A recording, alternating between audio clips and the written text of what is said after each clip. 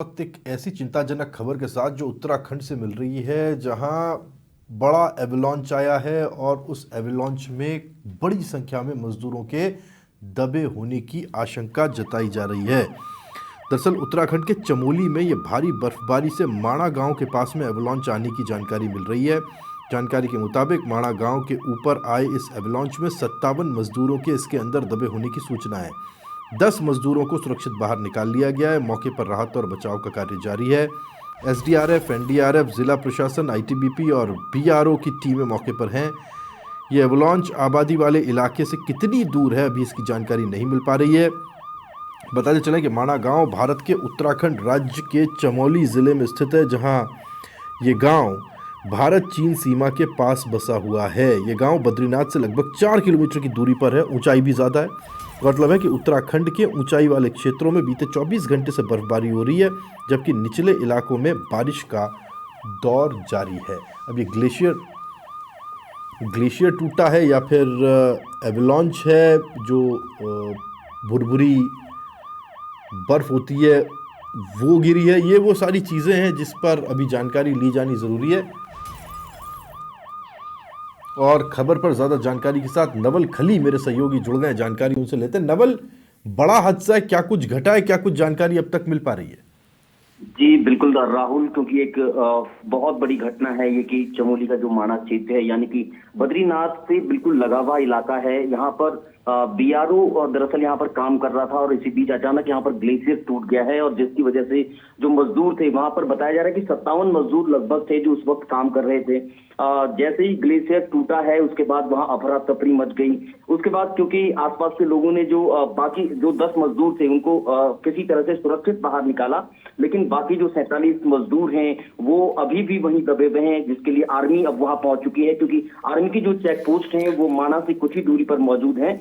क्योंकि army, ITBP, SDRF की जो टीम है, प्रशासन के जो लोग हैं, तमाम टीमें वहां पर लगातार पहुंच रही है। हेली जो सर्विसेज हैं उसके माध्यम से भी लगातार रेस्क्यू अभियान चलाया जा रहा है। लेकिन राहुल, क्योंकि मौसम उत्तराखंड में बहुत ही खराब है, पिछले 48 घंटे से लगातार यहाँ पर बारिश हो रही है, जिस वजह से जो रेस्क्यू अभियान है उसमें भी कहीं ना कहीं व्यवधान आ रहा है लगातार। और आपको बता दें कि यहाँ पर बीआरओ के अधीन कोई प्राइवेट ठेकेदार था जिसके अधीन वो मजदूर काम कर रहे थे, और अचानक जैसे ही ये एवलांच जैसे ही आया तो उसके बाद मजदूर इधर उधर भागने लगे। लेकिन जो वहां पर मौके पर जो मजदूर थे वो कहीं ना कहीं वहां दब चुके हैं। और क्योंकि जैसे जैसे ये समय आगे बढ़ता रहेगा राहुल, उसकी वैसी चिंताएं और ज्यादा बढ़ती रहेंगी, क्योंकि एक तो ऑक्सीजन की बहुत ज्यादा कमी है ऊपरी इलाकों में जो माणा क्षेत्र है।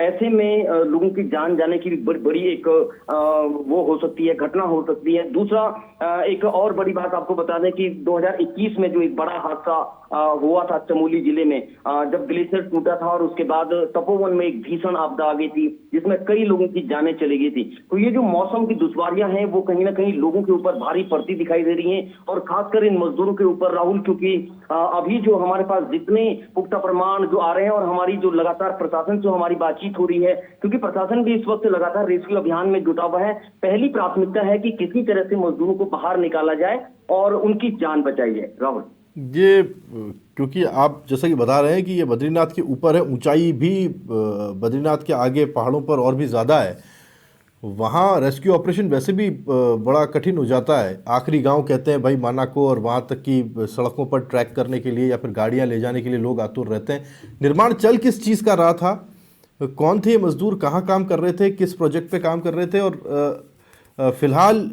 बद्रीनाथ से क्या कोई स्पेशल अरेंजमेंट्स किए गए ताकि इनको कहीं ला करके शेल्टर में रखा जा सके, अगर कोई? बिल्कुल राहुल, क्योंकि अब क्योंकि हमारा जो देश है भारतवर्ष वो चाइना तिब्बत सीमा से पूरा लगा हुआ इलाका है, जो माणा का क्षेत्र है।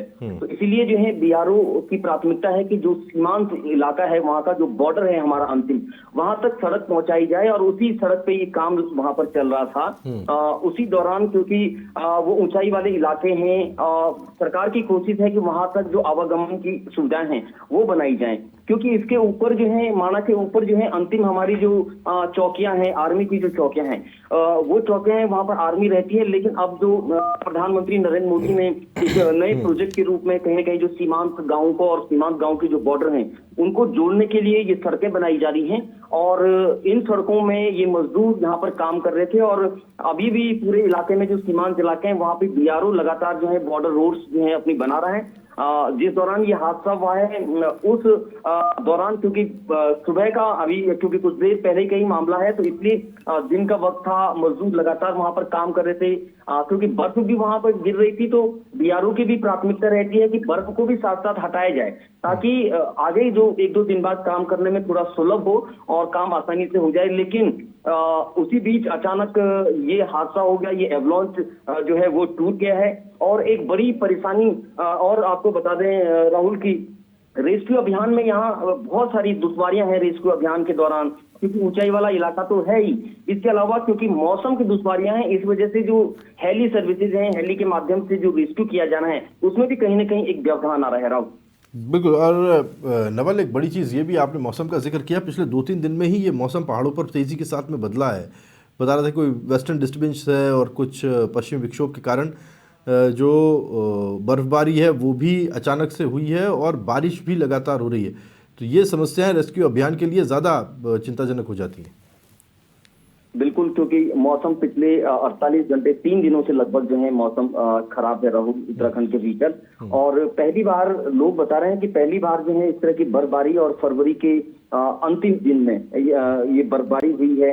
कहीं ना कहीं माना जाता था कि पहले जनवरी और दिसंबर में ऐसी बर्फबारी होती थी और अचानक से ये जो बर्फबारी हुई है, इतनी बर्फबारी क्योंकि दिसंबर और जनवरी में भी नहीं हुई। इस वजह से लोग भी खासे परेशान थे कि आखिर मौसम में जो इतने बड़े बदलाव आ रहे हैं वो क्यों आ रहे हैं और बर्फबारी समय से क्यों नहीं हो रही है। लेकिन 3 दिनों से जो लगातार मौसम खराब हुआ और उसके बाद जो बर्फबारी हुई है, यहाँ तक कि जोशीमठ और जो बाजार का जो इलाका है, बद्रीनाथ क्षेत्र के जो इलाका है, वहां भी 3 से 5 फीट तक बर्फ गिर गई है। यानी कि तेज बर्फबारी हो रही है और अभी भी कई इलाकों में गंगोत्री, यमुनोत्री और बद्रीनाथ और केदारनाथ के जो इलाके हैं वहां पर अभी भी बर्फबारी जारी है। तो ये बर्फबारी एक तरह से लोग इसे खुशनुमा रूप में भी देख रहे थे, लेकिन ये कहीं ना कहीं दुश्वारियां लेकर भी आई है और इससे एक बड़ा खतरा भी कहीं ना कहीं राहुल, क्योंकि पुराने जो ग्लेशियर पर बर्फ जमी होती है और उसके बाद अचानक से इतनी भारी मात्रा में जब बर्फ गिरती है तो एक जो लोड होता है, जो भार होता है, वो ग्लेशियर कहीं ना कहीं सहन नहीं कर पाते उस भार को, क्योंकि वो पहले से ही कच्चे ग्लेशियर रहते हैं और अचानक उनके ऊपर इतनी तेजी से बर्फबारी होती है, ज्यादा मात्रा में बर्फबारी होती है, तो उनके टूटने की जो आशंका है वो भी बढ़ जाती है राहुल। बिल्कुल। सीएम पुष्कर सिंह धामी वैसे भी ऐसे मामलों को लेकर अगर कोई विपदा आती है तो उसको लेकर के बहुत ज़्यादा गंभीर रहते हैं। अभी एक चिंता ये है कि देहरादून से या फिर जो अदर पॉइंट्स हैं वहाँ से अपने यहाँ से रेस्क्यू अभियान को वहाँ तक पहुँचाया कैसे जाए, क्योंकि ऊंचाई इतनी ज़्यादा है और आप जैसे कह रहे हैं हेलीकॉप्टर या हेली सर्विसेज जो हैं वो भी अफेक्टेड हैं। अब इस रेस्क्यू अभियान को चलाने के लिए सरकार के लिए बड़ी चिंताजनक स्थिति रहती है। वहाँ की आर्मी तो है ही, आईटीबीपी है, चुनौतीपूर्ण है, लेकिन पुष्कर सिंह धामी जो सरकार है, आपको पता होगा कि किरक्यारा जो टनल थी वहां पर भी जो मजदूर फंसे हुए थे, भले ही टाइम लगा हो लेकिन सुरक्षित उन मजदूरों को बाहर निकाला गया। इसके लिए एक बहुत धैर्य की आवश्यकता भी होती है और जो समन्वय है अधिकारी और बनाम जो है जो सरकार है उसके बीच में जो समन्वय है, तो पुष्कर सिंह धामी जो है इस वक्त आपदा कंट्रोल रूम से लगातार उस पूरी घटना पर नजर रखे हुए हैं और वो पल पल के अपडेट वो ले रहे हैं। वहां जो जिलाधिकारी हैं संदीप तिवारी, उनसे भी लगातार वो उनके टच में है कि किस तरह की क्या इसके लिए कोई वैकल्पिक व्यवस्थाएं अपनाई जा सकती हैं, क्या केंद्र से भी जो है कोई मदद ली जा सकती है।